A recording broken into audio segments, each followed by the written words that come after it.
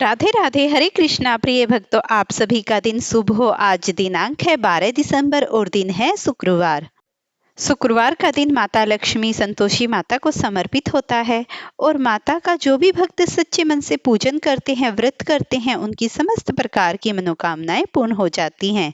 तो आइए आज हम सभी मिलकर संतोषी माता की व्रत कथा का श्रवण करते हैं। एक गांव में एक बुढ़िया रहती थी जिसके 7 बेटे थे। 6 बेटे कमाने वाले थे और एक बेटा निकम्मा था। बुढ़िया माँ 6 पुत्रों का झूठा 7वें को देती। 7वां पुत्र एक दिन अपनी पत्नी से बोला, देखो मेरी माता का मुझ पर कितना प्रेम है। वह बोली, क्यों नहीं, सबका झूठा बच्चा तुम्हें जो खिलाती है। वह बोला, जब तक आंखों से देख ना लूं मान नहीं सकता। पत्नी ने हंसकर कहा, देख लोगे तो मान लोगे। कुछ दिन बाद एक बड़ा त्योहार आया। घर में 7 प्रकार के भोजन और चूरमा के लड्डू बने। वह पत्नी की बात को जांचने के लिए सरदर्द का बहाना बनाकर पतला सा कपड़ा ओढ़कर सर पर रसोई में जाकर सो गया और कपड़े में से सब देखता रहा। 6 भाई भोजन करने आए। उसने देखा माँ ने उनके लिए सुंदर सुंदर आसन बिछाए, 7 प्रकार की रसोई परोसी और आग्रह करके कहती है कि आओ, 6 भाई भोजन कर गए, अब तुम भी भोजन कर लो। वह सब देख रहा था।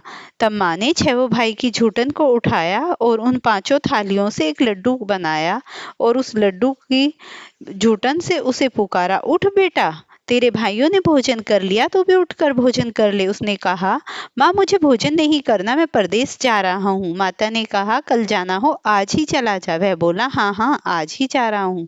यह कहकर वह घर से निकल गया। चलते समय उसे याद आई अपनी पत्नी की और गौशाला में उसकी पत्नी कंडे थाप रही थी। वहां जाकर वह बोला, मेरे पास तो कुछ नहीं, यह अंगूठी है, सो ले लो और अपनी कोई निशानी मुझे देखो। वह बोला, मेरे पास क्या है, यह गोबर भरा हाथ है। यह कहकर पत्नी उसकी पीठ पर गोबर के हाथ की थाप मार दी। वह चल दिया। चलते चलते दूर देश में पहुंचा। वहां एक साहूकार की दुकान थी। वहां जाकर बोला, सेठ जी मुझे नौकरी पर रख लो। साहूकार को नौकर की सख्त जरूरत थी। साहूकार ने कहा, काम देखकर तनख्वाह मिलेगी। उसने कहा, सेठ जी जैसा आप ठीक समझे। उसे साहूकार के यहाँ नौकरी मिल गई। वह वहां दिन रात काम करने लगा। कुछ दिन में दुकान का लेन देन, हिसाब किताब, ग्राहकों का माल बेचना, सारा काम करने लगा। साहूकार के 7-8 नौकर थे, वो भी चक्कर खाने लगी। लेकिन उसकी लगन, परिश्रम और ईमानदारी से तो उसे फल मिलना ही था। उसने सभी को पीछे छोड़ दिया। उसे अपने फल का हिसाब मिलने लगा। सेठ ने उसका काम देखा और 3 महीने में ही उसे मुनीफ में साझीदार बना लिया। परिश्रम करते करते 12 वर्ष हो गए। फिर वह नामी सेठ बन गया और अपना सारा कारोबार छोड़कर बाहर चला गया। इधर उसकी पत्नी पर क्या बीती वह सुने। सास ससुर उसे दुख देने लगे, गृहस्थी का सारा काम कराते और जंगल में लकड़ी लेने भेजते। इसी बीच घर की रोटियों के आटे से जो भूसी निकलती, उसकी रोटियां बना कर रख दी जाती और फूटे नारियल की नरेली में पानी दिया जाता। इस तरह दिन बीतते रहे। एक दिन वह जंगल से लकड़ी लेने जा रही थी। तब उसे रास्ते में बहुत सी स्त्रियां संतोषी माता का व्रत करते दिखाई दी। वह बोली, बहन यह तुम किस देवता का व्रत करती हो और इसके करने से क्या फल होता है? इस व्रत को करने से क्या विधि है? यदि तुम मुझे इस व्रत का विधान समझा कर कहोगी तो तुम्हारा बड़ा एहसान मानूंगी। उनमें से एक स्त्री बोली, सुनो, यह संतोषी माता का व्रत है। इसके करने से निर्धनता, दरिद्रता का नाश होता है, घर में लक्ष्मी आती है, मन की चिंताएं दूर होती हैं, मन को प्रसन्नता और शांति मिलती है, निपुति को पुत्र मिलता है, प्रीतम बाहर गया हो तो वह शीघ्र लौट आता है, कुंवारी कन्या का मनपसंद वर मिलता है, मुकदमा चलता हो तो वह खत्म हो जाता है, गृह कलेश की निवृत्ति हो जाती है, मुख शांति होती है, घर में धन जमा हो, धन की जायदाद का लाभ बढ़ता है और मन में जो कुछ कामना हो सब संतोषी माता की कृपा से निसंदेह ही पूरी हो जाती हैं। वह पूछने लगी, यह व्रत कैसे किया जाता है, यह भी बतलाओ तो आपकी बड़ी कृपा होगी। वह स्त्री कहने लगी, बिना परेशानी, श्रद्धा और प्रेम से जितना भी बन सके प्रसाद लेना। 5.25 सवा सेर या 5 में से इससे भी ज्यादा शक्ति हो तो भक्ति के अनुसार गुड़िया चना ले।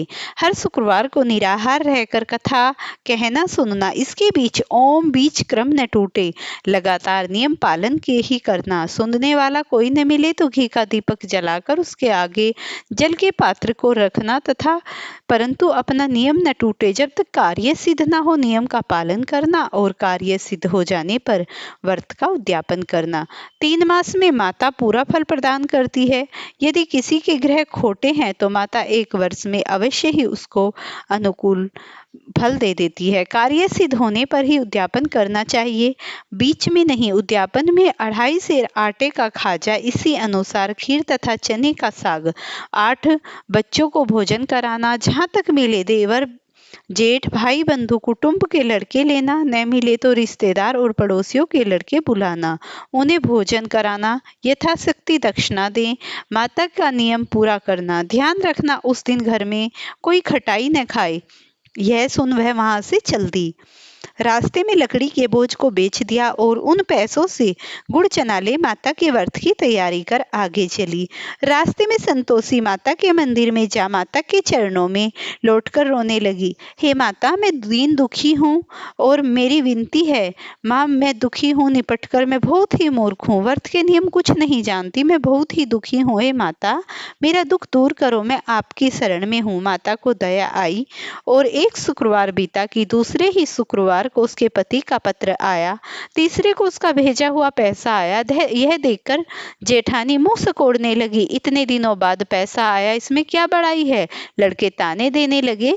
काकी के पास अब पत्र आने लगे हैं, रुपया पैसा आने लगा है, अब तो काकी की खातिरदारी बढ़ेगी, अब तो काकी बुलाने से भी नहीं बोलेगी। बेचारी सफलता से कहती, भैया पत्र आए, रुपया आए, हमको सबके लिए अच्छा है।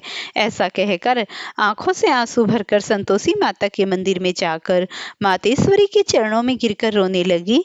हे माँ, मैंने तुमसे पैसा नहीं मांगा, मुझे पैसे से क्या काम, मुझे अपने सुहाग से काम है, मैं तो अपने स्वामी के दर्शन को जाती हूँ। इस प्रकार माता ने प्रसन्न होकर कहा, जा बेटी, तेरा स्वामी जल्द ही आएगा। यह सुन खुशी से बावरी हो वह अपने घर आकर काम करने लगी। संतोषी माँ विचार करने लगी, इस भोली पुत्री से मैंने कह तो दिया कि तेरा पति शीघ्र आएगा, पर आएगा कहाँ से?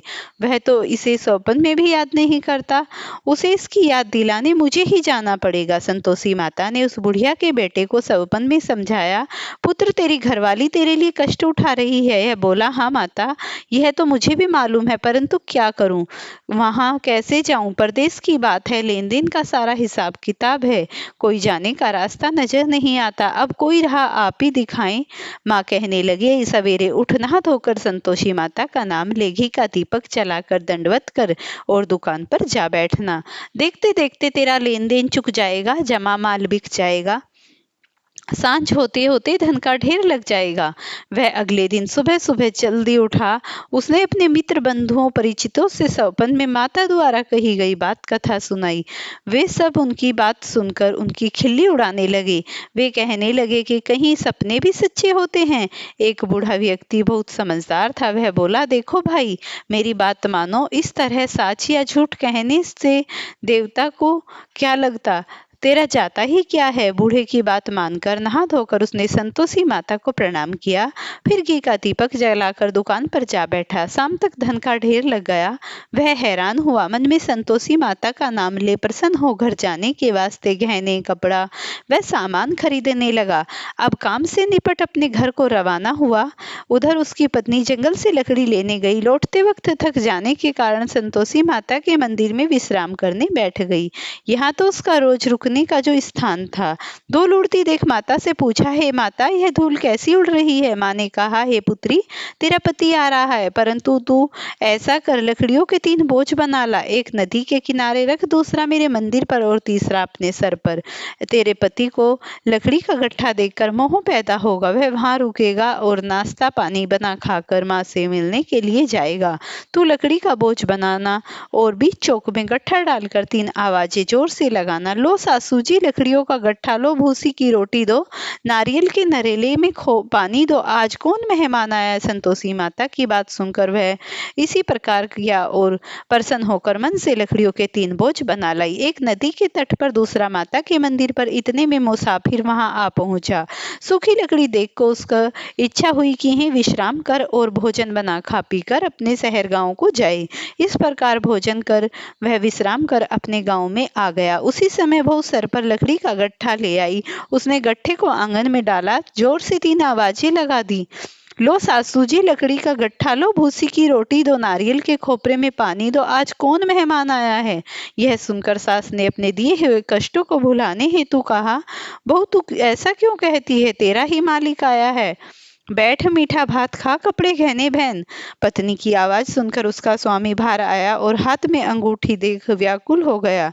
उसने माँ से पूछा, माँ यह कौन है। माँ बोली, बेटा तेरी पत्नी है, आज 12 वर्ष हो गए जब से तू गया है, तब से सारे गांव में जानवर की तरह भटकती फिरती है, कामकाज कुछ नहीं करती, 4 समय आकर खा जाती है, अब मुझे देखकर भूसी की रोटी और नारियल के खोपरे में पानी मांगती है। वह बोला, माँ मैंने इसे भी देखा और तुझे भी देखा, मुझे दूसरे घर की चाबी दो जिसमें मैं रह सकूं। ठीक है बेटा, जैसी तेरी मर्जी, कहकर माँ ने चाबी का गुच्छा बेटे के सामने रख दिया।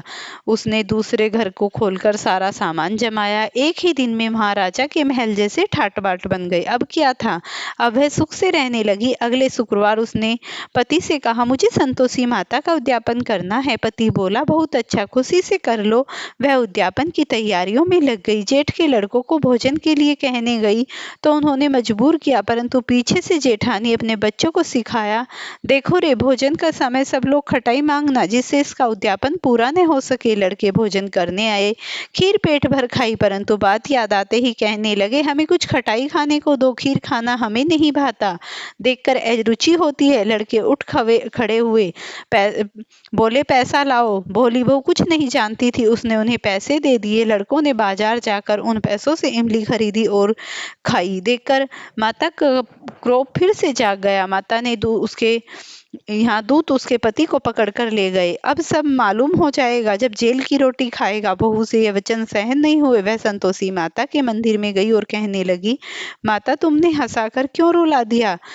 हंसकर माता बोली, पुत्री तूने मेरा व्रत भंग कर बड़ा अपराध किया है, इतनी जल्दी सब बातें भुला दी। वह बोली, माता मैं भूली नहीं हूँ, न ही अपराध किया है, मुझे तो लड़कों ने भूल में डाल दिया, मुझे क्षमा करो। माँ बोली, ऐसी भूल कभी मत करना है। वह बोली, माँ अब भूल नहीं होगी, अब बताओ मेरे पति कैसे आएंगे। माँ बोली, पुत्री जा, तेरा पति तुझे रास्ते में मिलेगा। वह मंदिर से निकलकर बाहर आई तो रास्ते में उसे उसका पति आता हुआ मिला।